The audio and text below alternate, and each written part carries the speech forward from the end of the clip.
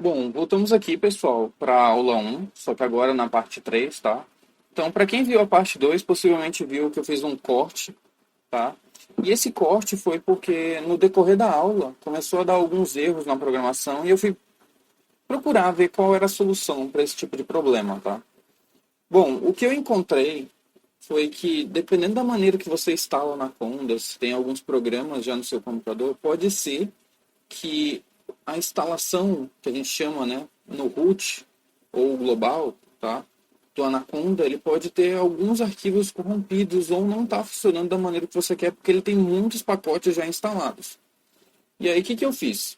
Aqui no Anaconda, tá, a gente sempre usa esse base root, tá? Nesse base root é que está instalado todos os pacotes, todos os programas e tudo do sistema. O que que eu fiz? Eu criei um novo usuário aqui, tá? Que eu vou criar aqui com vocês só para mostrar. Então, eu dei um create. E aí você coloca um nome aqui para aula. Você escolhe qual é a versão de Python que você quer utilizar, tá? No caso, eu escolhi a 3.7. Ele vai dar um tempo aqui. Em geral, eu vou cortar isso aqui do vídeo.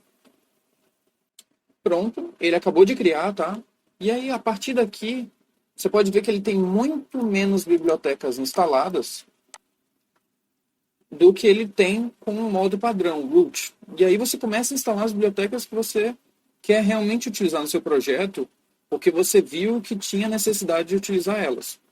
Então, uma das primeiras que é importante de ser utilizadas é você utilizar a biblioteca Jupyter. Com ela, com essa biblioteca, ele vai abrir a opção de você utilizar, ó, por exemplo, quando você clica aqui, ó, não está habilitado você abrir um Jupyter Notebook, tá? Então você vem aqui em All e dá um procurar em Jupyter, e aí tem a biblioteca Jupyter aqui, tá vendo? Essa biblioteca Jupyter te permite você usar o Jupyter Notebook. Aí você dá um Apply. Ele vai dar uma mostrada aqui mais ou menos de quais são as bibliotecas que você precisa para instalar o Jupyter Notebook, e aí você instala. Pronto, aí já instalou a biblioteca Jupyter e a gente pode instalar também outra biblioteca que é importante, que é a NumPy. E a NumPy está aqui. Com essa biblioteca eu posso fazer cálculos de matrizes e outras coisas. Então, vou dar um apply. E aí são essas bibliotecas, tá, que são necessárias, só dá um apply. Bom, pronto. E aí é basicamente assim que você acaba de criar um usuário com apenas as bibliotecas que você quer utilizar. No caso, essas aqui são as básicas para a gente fazer a aula 2. Para a aula 1, não precisou de nenhuma biblioteca extra, porque a biblioteca Math ela já vem junto com o ambiente Python. Então, não precisou ter nenhuma preocupação. Então, voltando para a aula 1, tá? A gente tem essa parte, que é a questão da orientação a objeto. A gente não precisa de nenhum pacote ainda para ser colocado.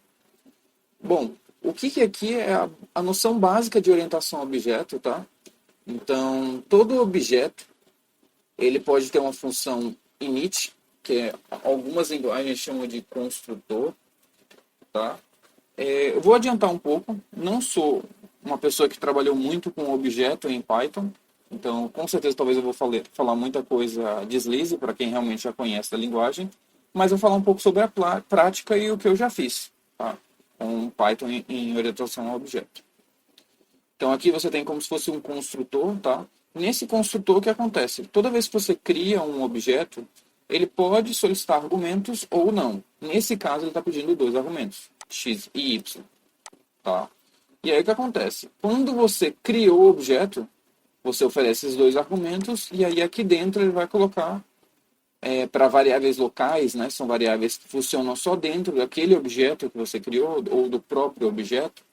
Ele vai pegar o atributo x e vai mandar para self x, o atributo y e vai dizer para o self y. É como se quando eu criei um carro, a primeira opção que eu quero com o carro é, acabei de criar um carro, eu tenho que dizer onde ele está.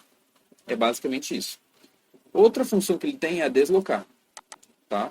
E se eu quero deslocar um carro, eu tenho que dizer quanto que eu vou deslocar em x, para que lugar eu vou deslocar em x e para que lugar eu vou deslocar em y. Então, basicamente, essa função é isso.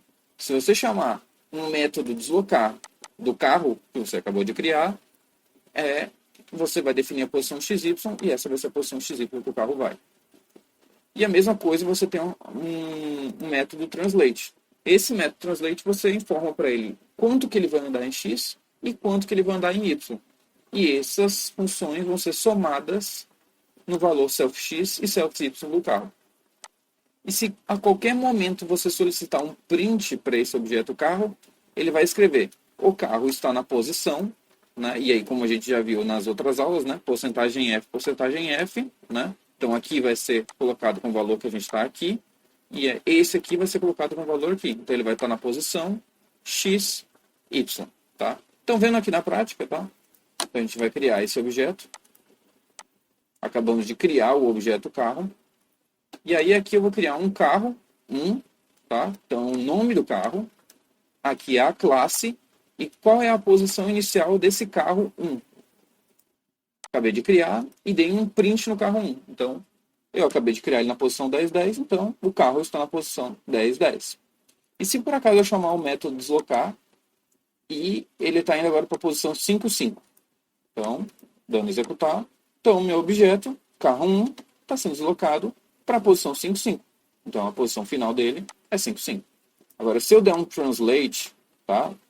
De 250, 250, então ele vai ser somado à posição anterior, 250, 250. Quando eu executar, então ele está na posição 255, 255. Se eu executar de novo, ele somou mais 250. Então agora ele está na posição 505, 505. Tá? Bom, eu não vou fazer esse exercício acompanhado por enquanto, tá? Mas eu espero que qualquer pessoa que utilize esse material faça o passo a passo e confira todo o procedimento que tem aqui e vá aprendendo a linguagem, e que na próxima aula eu já vou para NumPy e a gente vai aprender um pouco mais sobre essa biblioteca que é muito importante para fazer as coisas no Python.